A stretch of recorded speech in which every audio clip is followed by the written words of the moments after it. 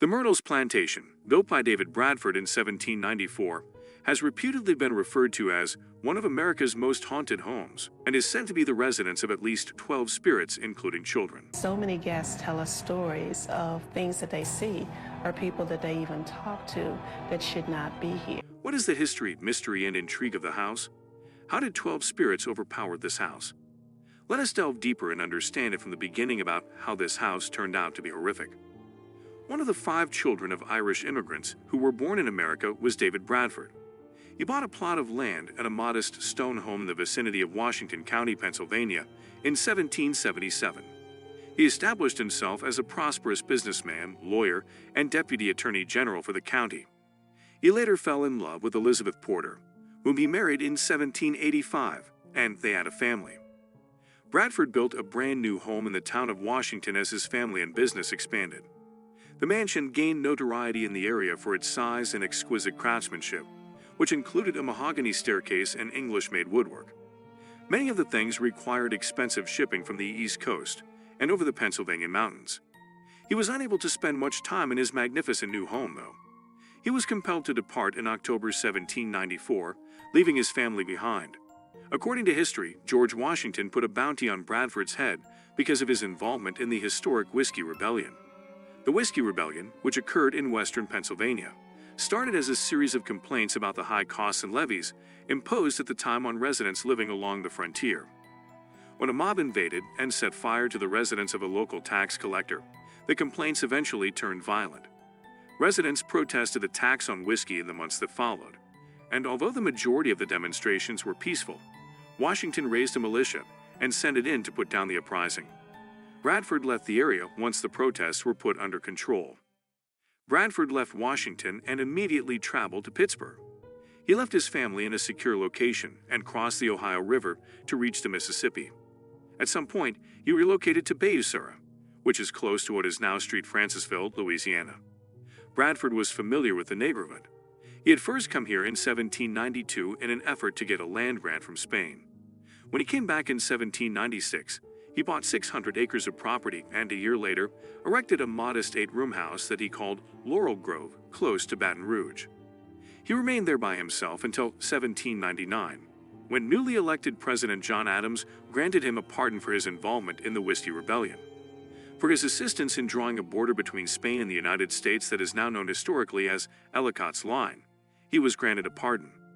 Bradford traveled to Pennsylvania to bring his wife and 5 children back to Louisiana after earning the pardon. They were relocated to Bayou, where they made themselves at home. Bradford occasionally accepted students who desired to pursue a legal education. It included Clark Woodruff. Judge David Bradford helped him start his studies, and he soon received his degree. Additionally, he gave in to the allure of Sarah Mathilda, the attractive daughter of the Bradfords. The crepe myrtle trees that are said to have given the house its name are where their relationship purportedly took off. On November 19, 1817, the young couple was united in marriage.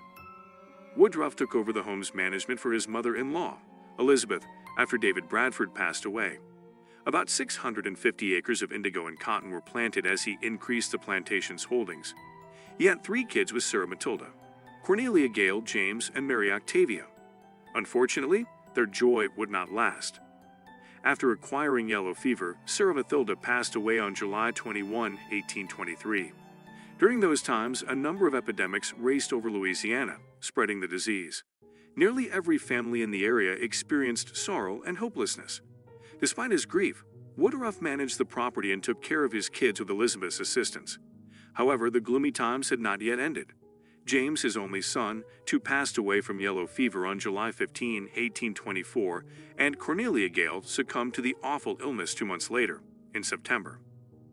Did you know that the spirits of Sarah Woodruff and 2 of her children are said to be trapped in a mirror in the house, and they occasionally make themselves visible or leave handprints in the mirror? Woodruff shifted his focus from farming to the practice of law after Elizabeth passed away. He left the plantation in the care of a caretaker after he and Octavia departed the home. After being swiftly nominated to the position of judge, he sold the home to RUFFIN Gray Stirling on January 1 of 1834. A wealthy family, the Stirlings, wanted a home befitting their social level because they were prominent members of the community. They chose to renovate it. Stirling added the entire southern part as well as a large central hallway. 4 spacious rooms were created from the existing house's walls that served as separate ladies' and gentlemen's parlors, a formal dining room, and a game room. The neighboring project was completed and increased David Bradford's home's size by 2 times. In keeping with the modifications, the plantation's name was also changed to the Myrtles. Stirling died on July 17, 1854, from consumption, as tuberculosis was then known, 4 years after the project was finished. Despite this, catastrophe frequently struck the family. Out of 9 children, only 4 reached marriageable age. Louis, the eldest child, passed away the same year as his father. After the Civil War, the house's front porch was the scene of the murder of Sarah Mulford's husband. The Myrtles and the Stirling family suffered greatly as a result of the war itself. In the end, the family's fortune was in worthless Confederate currency after many of their personal possessions were plundered and burned by Union soldiers. Even worse, Mary Cobb had made significant investments in sugar plantations that had been devastated by the conflict. She eventually misplaced everything she owned.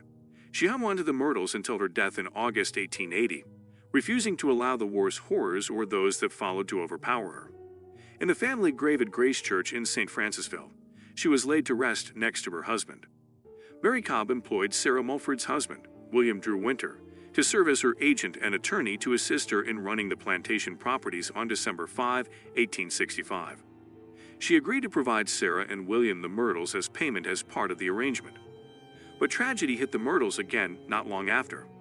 The Point Coupee Democrat reported in its January 1871 edition that Winter was imparting a Sunday school lecture in the home's gentleman's parlor when he heard someone riding up on a horse. Winter stepped outside onto the side gallery of the home and was shot after the stranger came out to him and claimed to have some business with him. On the porch, he passed away after collapsing. Stunned by the sound of gunfire and retreating hoofbeats, everyone inside the house hastened outside to locate the dead guy. Winter passed away on January 26, 1871, and was buried in the Grace Church Cemetery the next day.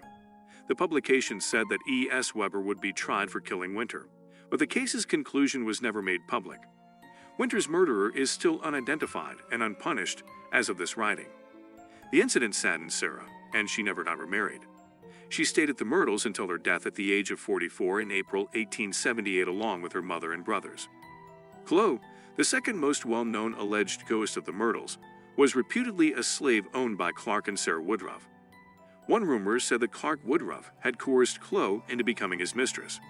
In various versions of the story, Chloe is seen peeking through keyholes to get information on Clark Woodruff's business dealings or for other reasons.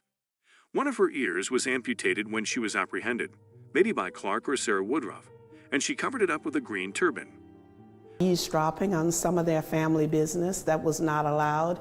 As punishment, he cut off her left ear. According to rumors, Chloe prepared a cake for one of the 2 daughters that contained a deadly extract made from boiled and reduced oleander leaves. She took the actions she did in order to resume work inside the home. Some believe she was seeking retaliation against the Woodruffs, while others said she was trying to restore her reputation by curing the family of the poisoning. A maid who was enjoying the mistress' favor was a suspect. Legend has it that her strategy failed. Only Sarah and her 2 daughters consumed the cake. They were all poisoned and perished. After being allegedly hanged by the other slaves and dumped into the Mississippi River, Chloe may have been punished by Clark or escaped punishment by doing so. Cake for his oldest daughter, used the juices from the popular but poisonous oleander, killed the judge's wife. A young girl who passed away in 1868 after receiving treatment from a voodoo practitioner in the area is also said to haunt the estate. She allegedly manifests in the space where she passed away and has been seen doing voodoo on occupants who are sleeping there. So this was the story of a haunted house that is still up for tourists. Do let us know in the comments section. Would you like to visit this house if you get a chance?